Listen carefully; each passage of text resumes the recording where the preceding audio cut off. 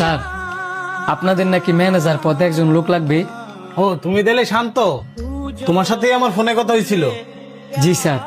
আচ্ছা ঠিক আছে, তুমি আগে আমার রেস্টুরেন্টটা পুরোটা ঘুরে দেখো, তারপর আমি তোমার সাথে কথা বলতেছি। অবশ্যই স্যার। এই যে একটা অচেনা লোকের বিশ্বাস করে ম্যানেজার পদে রাখতাছস, খাইনি পরে টিয়া পয়সা লইয়া বাগে। আরে না, বাগদো না। যখন যাইব গা তখন বুঝবি। তোরে কবে থেকে কইতাছি একটা সিসি ক্যামেরা লাগাইতি, সেটাও তো লাগাইতেছিস না। এই যুগের মানুষরে এত বিশ্বাস করুন নাই। সব মানুষ তো আর এক না। বিশ্বাস আর ভালো মানুষ পৃথিবীতে বাইচা আছে দেখেই এখনো পৃথিবী বাইচা রয়েছে। তারপরেও এই যুগের মানুষরে এত বিশ্বাস করুন নাই। তুই যে তোরা রাখতাছস, একটা পরীক্ষা করে লো। পরীক্ষা তো আমি অবশ্যই করবো।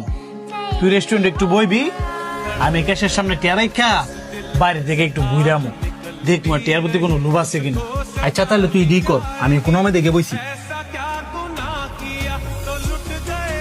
এই শান্ত, এদিকে আসেন। জি স্যার, বলেন। আজকে থেকে আপনার চাকরি স্টার্ট। আপনি ক্যাশে এসে বসেন, আমি বাইরে থেকে একটা জরুরি কাজ সাইডে আসতেছি।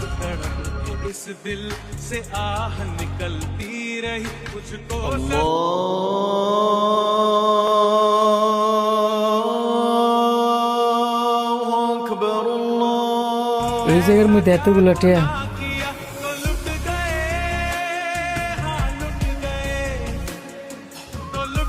এই যে এক্সকিউজ মি, কই যান? আজান দিছে তো, আমি নামাজটা বাইরে থেকে পড়ে আসি। ঠিক আছে যান। কিরে, তুই এর বুয়া? ওই ছেলেটা কই? বারবার তো কইছি, যার মন সে বিশ্বাস করিস না। তোর এই ফুলায় টেয়া লইয়া বাগছে। পৃথিবীতে সবচেয়ে বড় লোভ হচ্ছে টাকার লোভ, আর সেই সামান্য করে টাকার লোভ সামলাতে পারলো না, কি করে খাইব? শোন, তোর এই লেগে কইছিলাম, যার এমন চেহারা বিশ্বাস করিস না।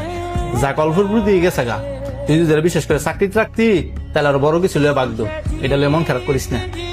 না, মন খারাপ করে আর কি হইব? তোরে ধন্যবাদ, তুই যারা পরীক্ষা করতাম কইছস, নয়তো বড় কোনো ক্ষতি হইতে পারতো।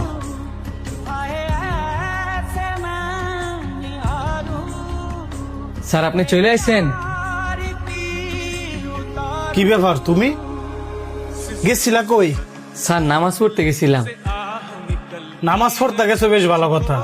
তো এখানে যে টাকাগুলো ছিল, ওইগুলো নিয়ে গেছো কেন?